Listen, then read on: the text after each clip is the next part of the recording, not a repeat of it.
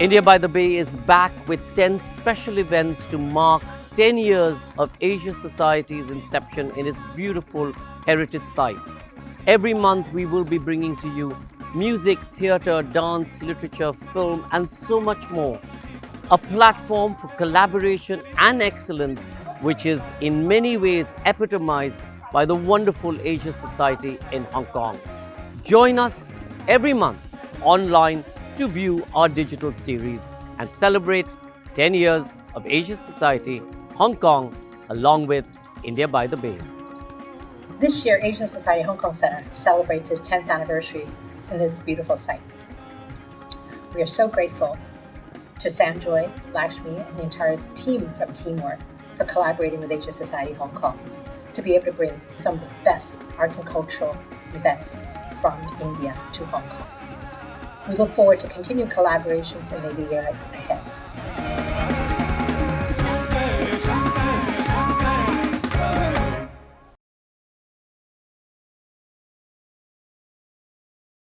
Good evening and welcome back to India by the Bay, Hong Kong, in association with Asia Society Hong Kong Center. This evening, we're delighted to present Points of View, an archival gaze of photography in India by Gayatri Sinha.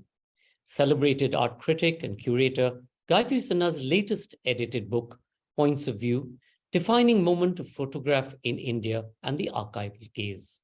A timeline of photography in India, 1840s to 2020, takes a deep dive into the technological changes and aesthetic movements in photography across the Indian subcontinent.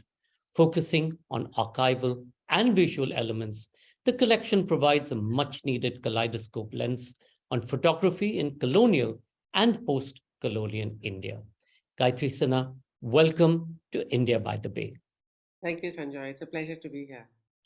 Gayatri, is absolutely amazing at the wonderful collection that you've put together, and we've had you do talks of this on your book, and each time it's been fascinating to hear about the story of photography. Will you begin by sharing with us the beginnings of photography in India and how, in some sense, also it defined class? Oh, that's an interesting question. So here is Calcutta, the great seaport, and trading with the West and certainly with Britain is at its peak. Now the materials that come in for photography come into the first sort of stores, and these are European stores in Calcutta in the early 1840s.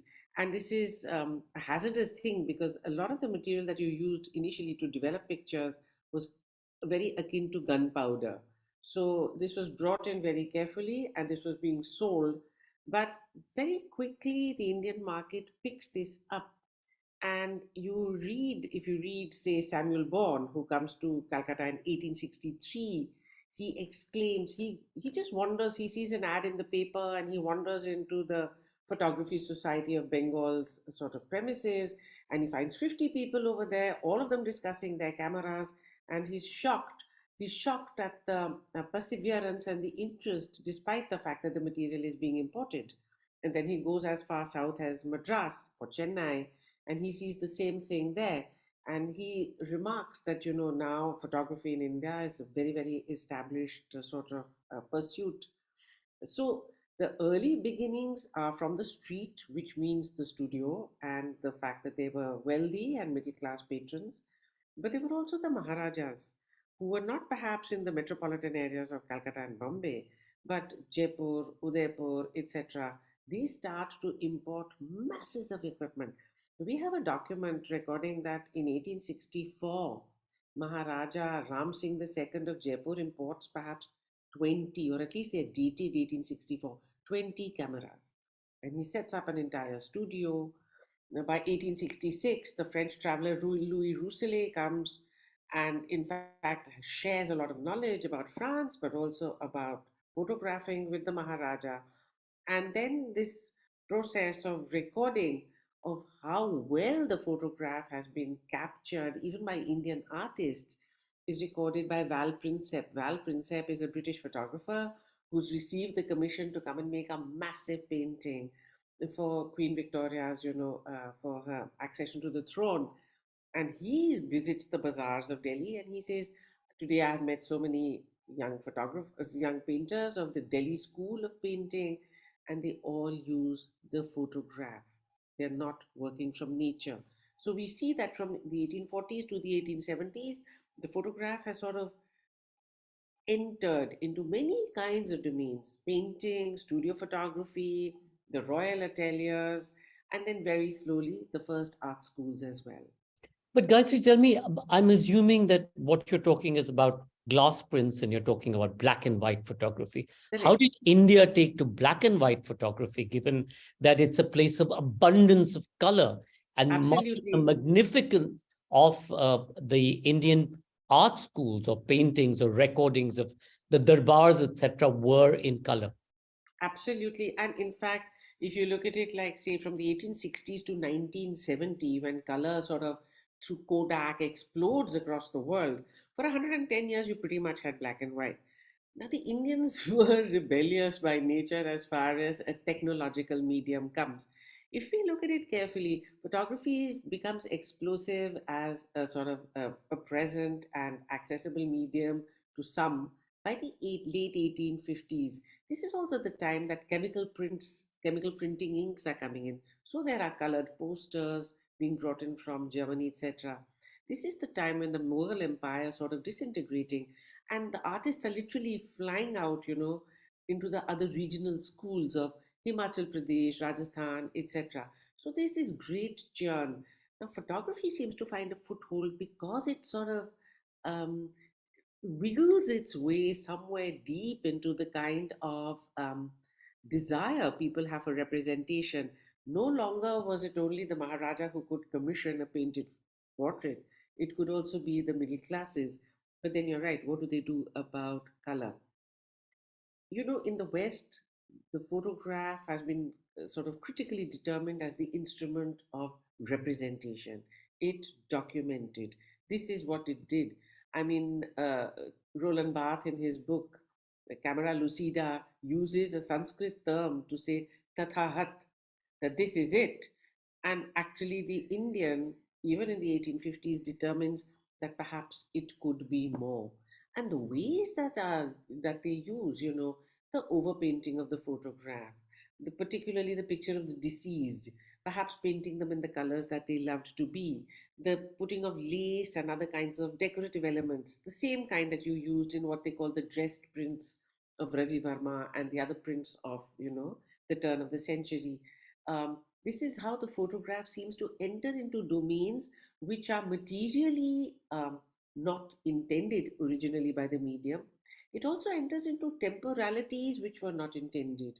Even if you look at cinema for a long time, even when we come into color cinema, there's always the photograph of my father, the sort of beings given agarbatti or incense and floral tributes by the producer of the film to commemorate him, but also to elongate his memory and to disseminate. So, what would have been a portrait in a family album becomes like either a work of art, highly haptic because it's been painted and decorated, then it's also distributed cinematically.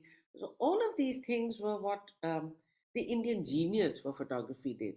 Then, of course, you have the temple sort of experience of Nathdwara, where in the ateliers of Nathdwara photographers and artists, these two mediums come together. So you could go there as a devotee, and because you want to commemorate your coming here, they would take an entire full body picture of you, but just cut out the face and the hands and the feet, and then embed these onto a painted portrait of the devotee, which is within a painting of the divine God. So you are seen in perpetual acts of worship.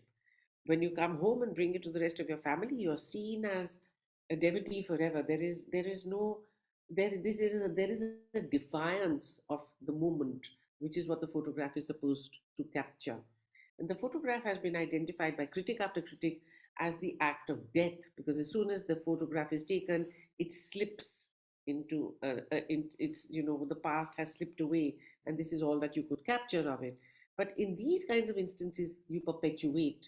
There is a perpetual act of devotion in these kinds of natwara, what they call the Manorath paintings. So I think there was an Indian genius at work. There was performance, there were Maharajas like the Maharaja of Indore sitting in a little glider plane, suggesting that he's flying across. Of course, that's only a studio effect. Or he's rowing a boat in the middle of a river, again with painted backdrops. All of these appurtenances, to come back to your earlier question, which suggest class, because you have elaborate tables, you have velveteen curtains all tied up with beautiful tassels, you have books, you have vases, and sometimes you even have a framed photograph of somebody else within that while your subject sits and poses. So, all of this was intended to give a greater sense of sociality, an elevation of your own class by these acts of, dressing up, so to speak, dressing up above your class for the studio portrait. So fascinating that you talk about the dressing up of class in many ways, like the miniature painting, and B.N. Goswami talks about this, the layer and layers of story that the miniature painting actually captures. The photograph also, while it captures a story, it also lies in many different ways. And you see that in some of the images that you've been able to put together in both these books. So tell us a little bit about how the scene is set. You talked about these gilded mirrors and the red velvet curtains, etc. But it also captures a particular perspective and leaves out much. And how has that evolved to present day photography, where you see much more of the garish, you see much more of the voyeuristic aspects of the contemporary world? I think it's a highly mimetic art, photography, because of its initial class association with the wealthy, with the colonial elites, and the studios that they could patronize. The fact that the Indian elite, as they sort of rose up the classes, aspired to the same sort of status. It's been very well documented that when Bourne and Shepherd finally closed down in Calcutta a few years ago, after being in existence for over 150 years perhaps, it is all the Bengali Bhadralok or all the elite families considered it a mark of their social status to have been photographed by Bourne and Shepherd. So this was one aspect of photography's sort of power to confer, and the fact that you had a carte de visite, or you were even like Maharaja Ram Singh, you could distribute your postcard across your kingdom. So this replication gave a certain celebrityhood. It gave a certain social currency to the image of the sitter or whoever wanted to be seen in a particular kind of a composition. There was all, you're talking about lying. This is interesting because if we look at the photographs that were coming out of the city of Lucknow in the mid 1870s, they were taken by a photographer called Daroga Abbas Ali, and it was titled The Beauties of Lucknow. And he talks about the fact that many of them have been courtesans or dancers or entertainers. And it's an album of about 50 very poshly dressed women. They were photographed in the 1870s, but we know that the court of Wajid Ali Shah, where they would have been patronized, where they would have dressed in all this finery and regalia, has actually been shut down by the British about 20 years previously. And his entire court has been moved to Matia Burj in West Bengal. So, to the extent that the photograph can transgress time, that it can assume aspects of personality, character, or class, the Indians played this to the hilt. They had a lot of fun with it. And in a way, I think this was seen as celebration, and these were moments to be treasured within the family album. I don't think they saw it as a lie as much as an act of mimesis. How has this gone forward? We have had a tradition of performative photography, which we see with Ram Singh, which we see with Umrao Singh Shergill, we see right up to artists like Pushpamala, the wonderful Nikhil Chopra today, and to realize that what has this done? In the time that they were photographing, they were the essential politics of the time. Ram Singh in 1870 decides that he must abandon Vaishnavism, the faith of his forefathers. There is a huge ruckus in the court of Jaipur. He expels all the Vaishnav priests, and he sort of denies patronage to the temples, and he builds in the heart of his own palace compound, he builds a temple dedicated to Shiva. How is he going to then explain this or convey this to the vast multitudes of his own public in the royal state of Jaipur, and by extension in the state of Rajasthan? He has then a portrait taken with the marks of Shaivism on his forehead, and this is then printed in postcards and it's sent all over. It's a remarkable thing to do, because we realize that he's using the agency of the postcard, he's using the postal system, he's using the hand colored photograph, which is a brand new, pretty much invention of the time, and he's using the agency of the photograph to alter his personality in the eyes of everybody. Let's come 120 years later or 130 years later, and Pushpamala then looks at the corpus of colonial photography. Colonial photography, which sought to classify, measure, identify, put under the gaze of surveillance, organize into communities, and classify Indians. The huge community project that the British undertake with volumes of photography like The People of India, which is 1868 to 1875. They do the same thing with The People of Bombay, which was huge. That was the whole Bombay presidency. They do it with materials and textiles and so on. So the organizing instinct of the British, in a certain sense, because they needed to send information back to their homeland in England, was also an act of domination. The photograph becomes an instrument of control. The passively arranged figures around certain classes and communities, which The People of India, there are 468 pictures of different communities in that book. So it's an enormous 8-volume study. This then becomes grist for a younger artist like Pushpamala, maybe 20 years ago, where she decides to mimic what they had set up. So the measuring of the Toda features as a certain distinct kind of tribe, she would dress up like a Toda and present this to the contemporary viewer. This kind of sort of trans-historic conversation between photographs is, I think, superbly interesting, because it revivifies the past. It asks you to interrogate what was the intentionalities behind the kind of work that had been done in the colonial photograph, and how can it be subverted. So this is one aspect. I think the other thing that, this is what I'm trying to suggest, is that the nature of the contemporary photograph, when it references the past, is quite cyclical. It dredges up a past history and invites you to look at it again. Pushpamala dressed as Ravi Varma's Lakshmi, Pushpamala dressed as a Toda, Pushpamala dressed as a 1950s middle class woman in Chennai who's got the first sort of aspects of a modern life. Pushpamala dressed as fearless Nadia in cinema. So it's the penetration of the photograph into many different kinds of media. We must understand that would be cinema, that would be sport, that would be celebrityhood, that we can then critique. But the other thing that's very interesting, and which we as viewers can look at when we go through these two books, is how the photograph addresses, the non-representational bodies. The bodies are not represented, but it also addresses the cyclicality of the landscape. So, for instance, in the 1950s, we have these wonderful pictures by, say, Jeet Malhotra of Chandigarh, or Habib Rahman and Madan Mahata of Delhi being built. Literally coming out of the gravel, literally coming out this fresh soil on either side, and there's this wonderful Ashoka hotel, or the more brutalist architecture of Chandigarh actually being seen even without the roads, etc. But then there is the power of the new state. This is a new India sort of performing to fulfill Nehru's vision of what could be modern India. But then we cut to, say, the pictures of Dhruv Malhotra or Gauri Gill in the last 10, 20 years, and we see the dissipation of this dream. We see the collapse of the facilities of urbanism. We see a certain degree of degradation.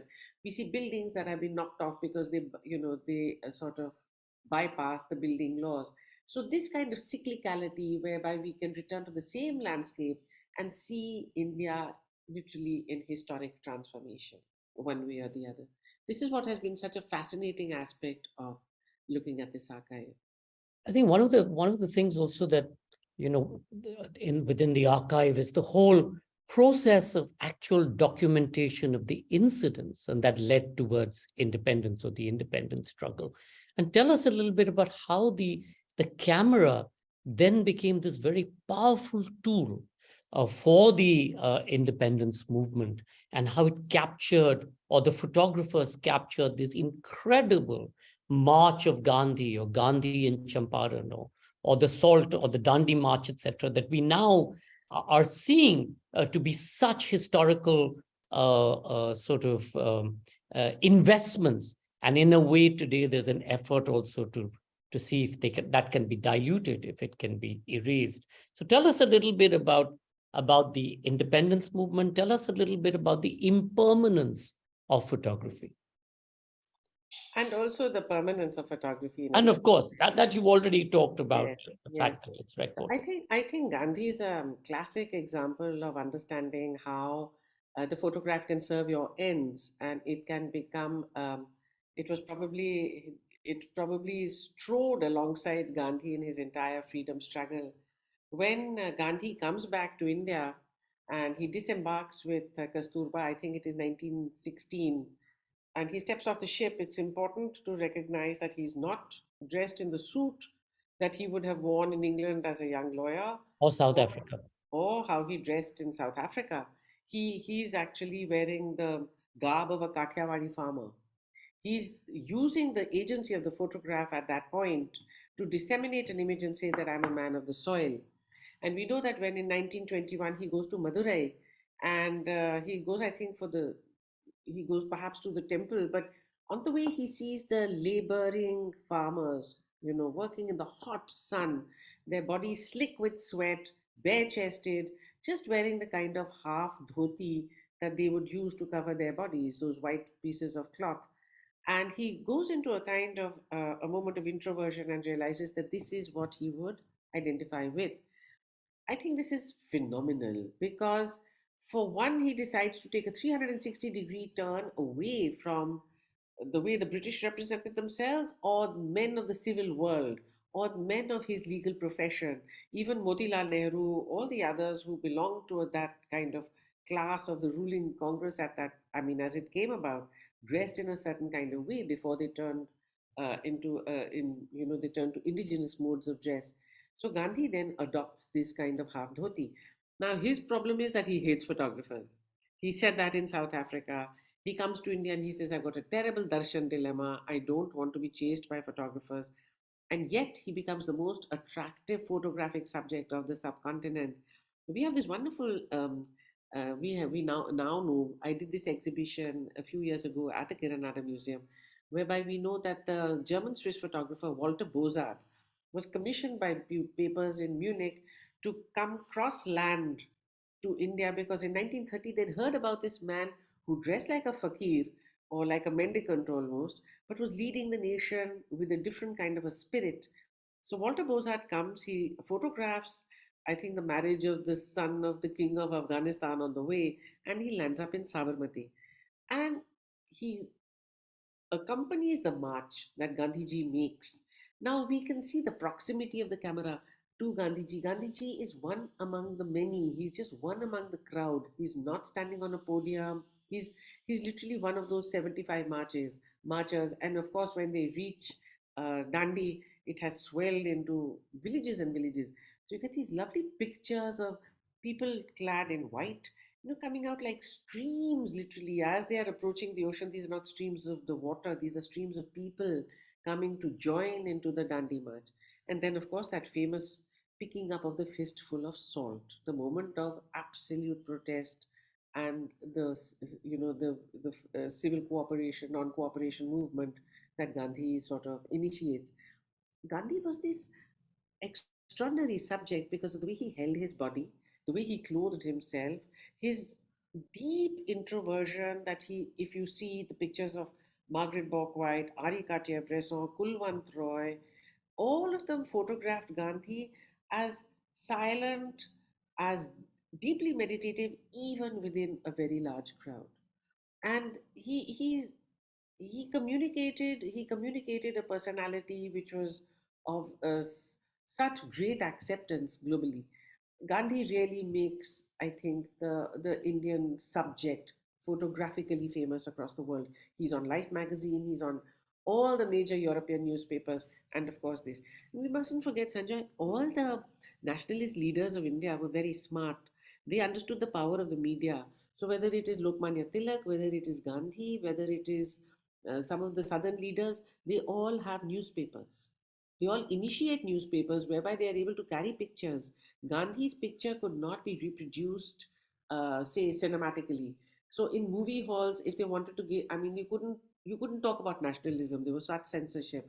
But if you wanted to show that this is a nationalist message in a movie, you just put Gandhi's picture on the wall, and the crowds would sort of clap in movie halls, and they got the message.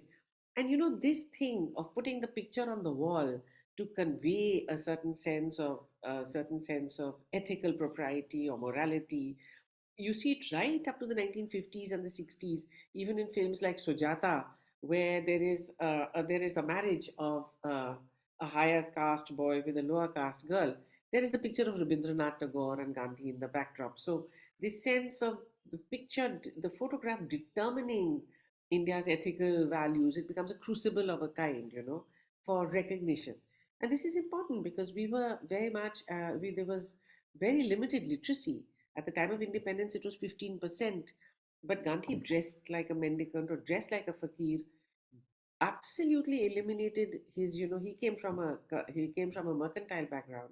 He was educated in England, but he completely dissolved the barriers between himself and the masses. And this is what certainly, the photograph enabled him to do with great success. In fact, today, photography has been democratized uh, by the new instrument, which is the mobile phone. And this is now in everybody's hands. And you're seeing more and more the visual language that's been translated, whether it's on TikTok or whether it's on Facebook or Instagram, etc. How do you see that movement now moving forward? Because now everybody has access.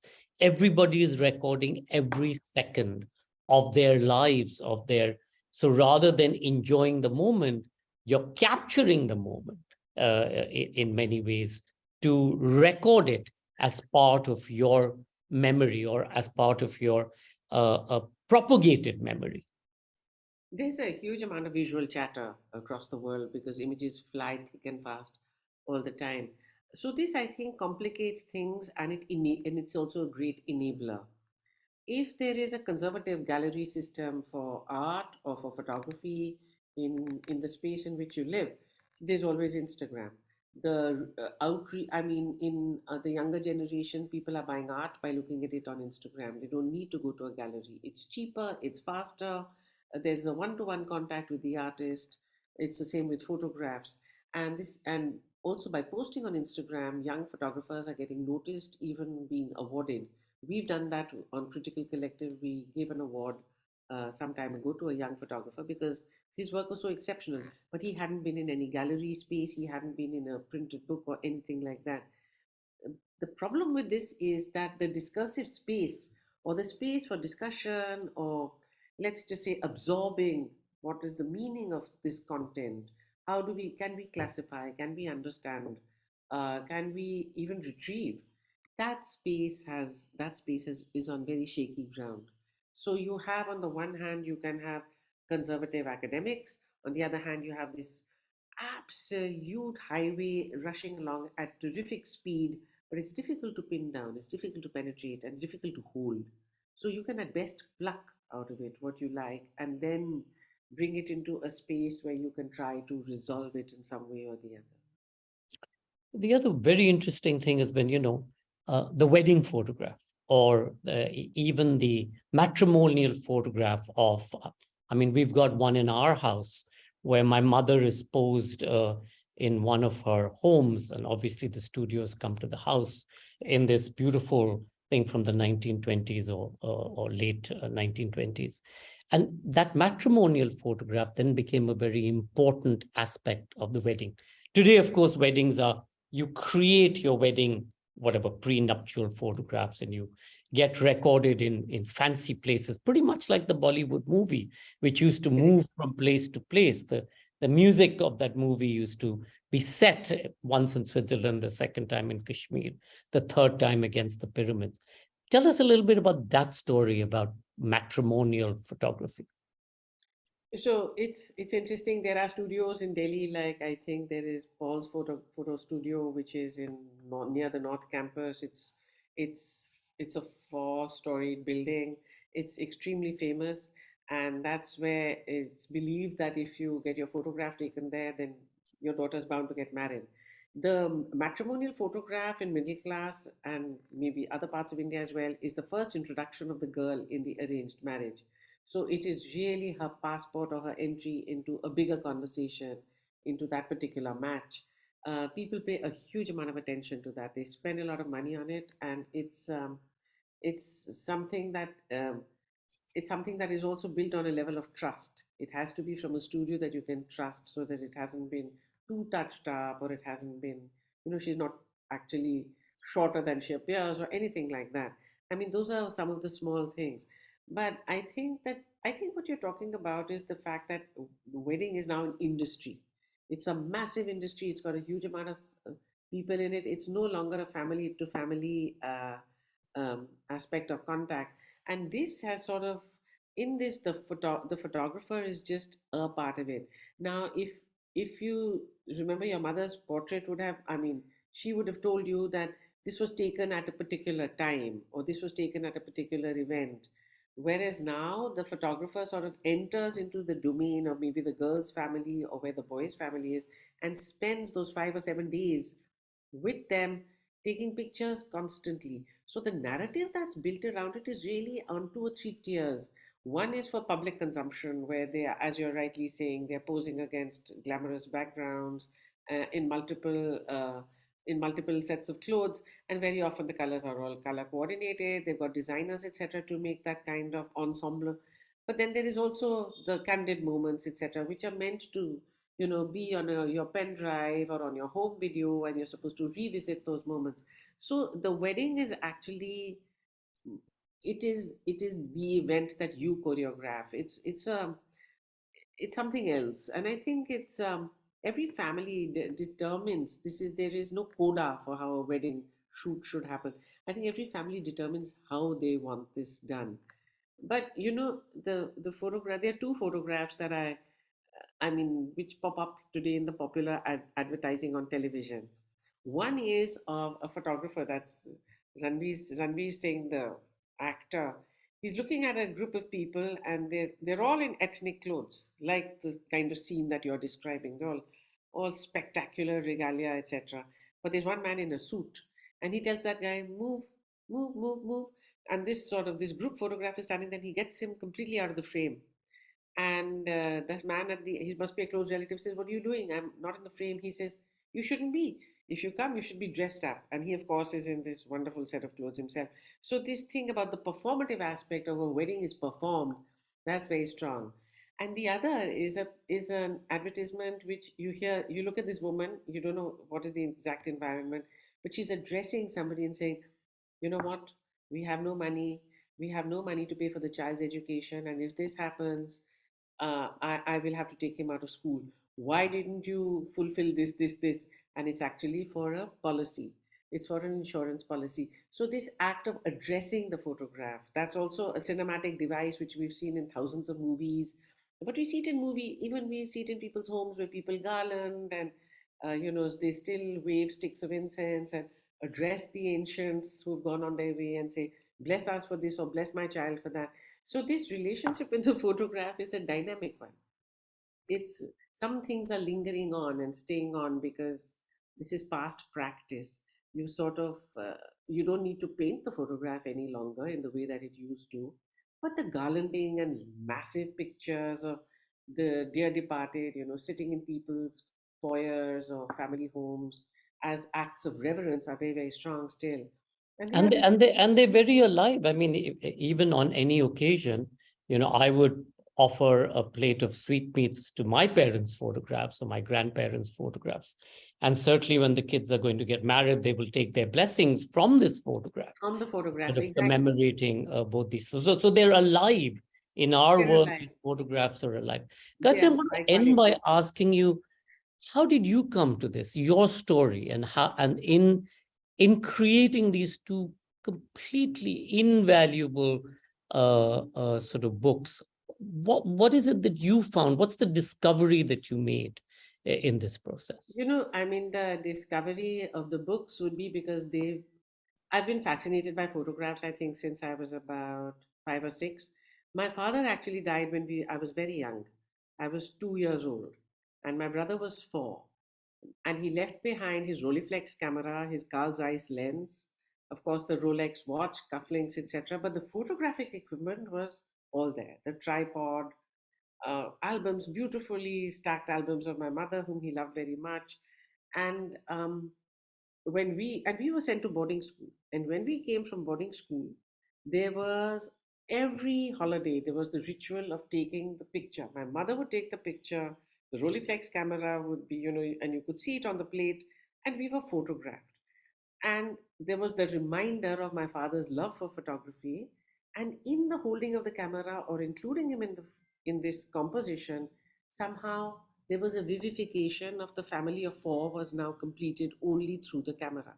So I actually see the camera and I see the photograph as enabling. We've often talked about the fact that the photograph is an act of deception, because you don't see what comes before, what comes after. I think the photograph also enables a certain amount of the imaginary of the complete family, the imaginary of the beauty of everyone involved in this project. And the fact that, continuously over the 11 years of boarding school, this happened every year, and all our pictures were sort of taken with a great deal of pleasure and sobriety. And in this, my father he wasn't forgotten. The camera kept it alive. And this was my personal interest in the photograph. And I think the fact that I've worked as a critic, I've been so engaged with, if I'm writing on Krishan Khanna as an artist, but how did he photograph? What did he see? And the fact that he chose black and white, he chooses this really, really sharp pictures, which are a comment on life and death in the same way, but completely different from the kind of rich chroma that he brings to his painting. So I think that when people photograph, they're not always sure about who's going to see the work. It's not intentional in the way that a framed painting is going to leave the studio and land up in an art gallery. And I'm talking about people who are not professional photographers. The photograph is an act which is private. Its viewing may be private. Its final history is unknown. And that is the charm and the beauty of the archive, because what you will retrieve is something that you didn't even expect to sometimes. And certainly the maker didn't expect to put out in this way. Photography really records the march of civilization and the evolution of the human being, both empathy as well as violence and the horrors that human beings can perpetrate all around them. Gayatri Sinha, thank you so much for this conversation. We're absolutely delighted to have you with us here at India by the Bay, Hong Kong, in association with Asia Society. Thank you, Sanjoy. Thanks to your team. झूले झूले लाल the मस्त कलंदर seven दी सरकार the मस्त कलंदर झूले झूले लाल the मस्त कलंदर O seven दी सरकार the मस्त कलंदर. I'm a big fan of India by the Bay, and I've been attending since its very first one in 2015. As an Indian and as a Hong Konger, it's wonderful to enjoy the richness and diversity of Indian arts and culture here in the city. So thank you to Lakshmi and her amazing team for putting on this beautiful show year after year. Mast calendar, wo sabana ki sarekar, the mast calendar.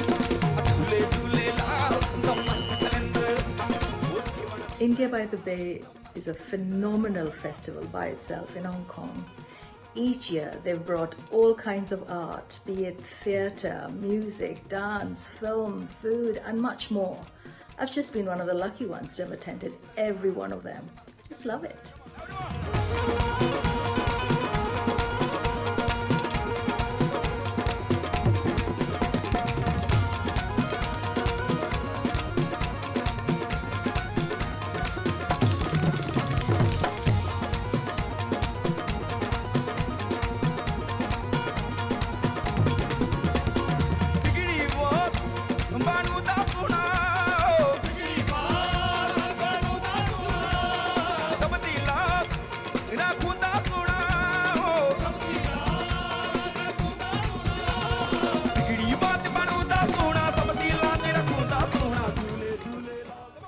I have attended every one of the festivals that India by the Bay has brought to Hong Kong and have enjoyed the variety of performances they have brought to the city.